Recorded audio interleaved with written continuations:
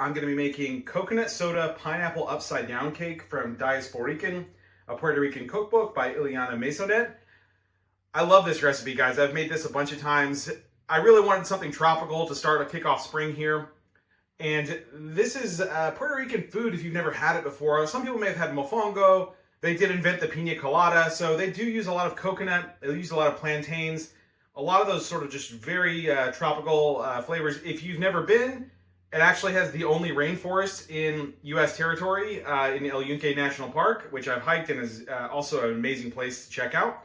But this uses Coco Rico, which is a coconut flavored soda that's popular in Puerto Rico, as well as the sort of like, fusion between Latin and American cuisine. It uses a Duncan Hines yellow cake mix in addition to that. But this coconut pineapple flavor is just so emblematic of Puerto Rican cuisine, and it's something that gets people to talk every time I make it. So we're going to go ahead and hop into the kitchen, and I hope you'll make this along with me. We're going to begin by making the caramel layer. So first you want to line a 9" by 9" cake pan and preheat your oven to 350 degrees. And now we're just going to take about half a cup of dark brown sugar and get that all in there. Sort of just mush that around a bit so that it spreads out all over the place. And this cookbook uses salted butter for a lot of things. So we're going to put 3 tablespoons of salted butter in there as well. And now we're just going to take this and put this in the oven for 15 minutes and let this butter and sugar mixture sort of caramelize together. What's going on? We're going to make the cake batter, and this comes together really easy because we're just going to use moist yellow box cake mix. Now we've got a packet of, this is Jell-O coconut cream instant pudding mix. So we're going to go ahead and put that in.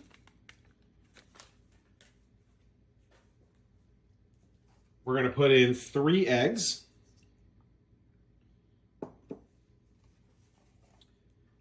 Three-quarters of a cup of vegetable oil.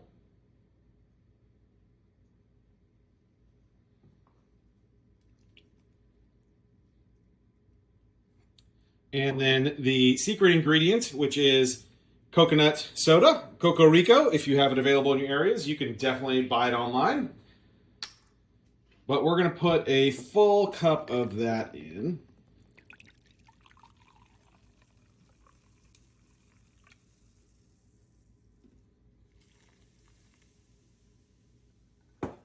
And then we're just going to mix all this together until a nice cake batter forms.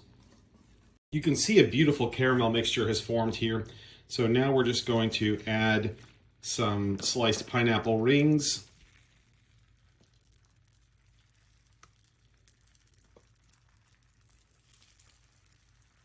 And can I get a 5th one in here? Let's see if we can get 5.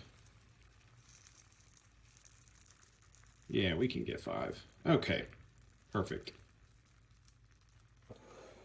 All right. Now we're just going to pour the batter over the top of that. Look at how thick and creamy that batter came out. And then we're going to return this to the oven for about 25 to 30 minutes, depending on how dark you like your cake. But also make sure that this cake is cooked all the way through using a pick in the middle. I've removed the cake from the oven, and I just want to show you guys the beautiful, rich golden color that came. Almost looks like cornbread on this. So we're going to go ahead and flip this over on top of a baking rack, and we put parchment paper underneath it just in case the caramel leaks some, but we're going to be very quick about this and go. All right. Now let's see if we can get this off.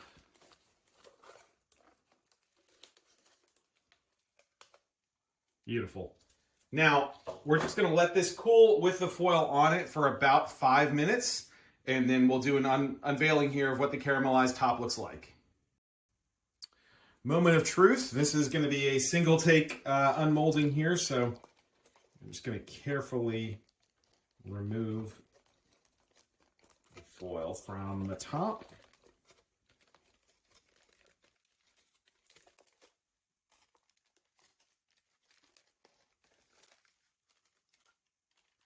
Oh my goodness. Look at that. Look how beautiful that looks. So we're going to let this cake continue to cool, and then we're going to cut a slice. Alrighty, I am cutting a square of this cake just to show you guys what this looks like. And if you've ever had like a Florida rum cake or something like that, this is a very soft, moist cake.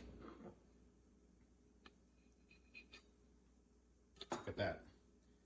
Look at that. Look at how nice and moist the inside of that cake is.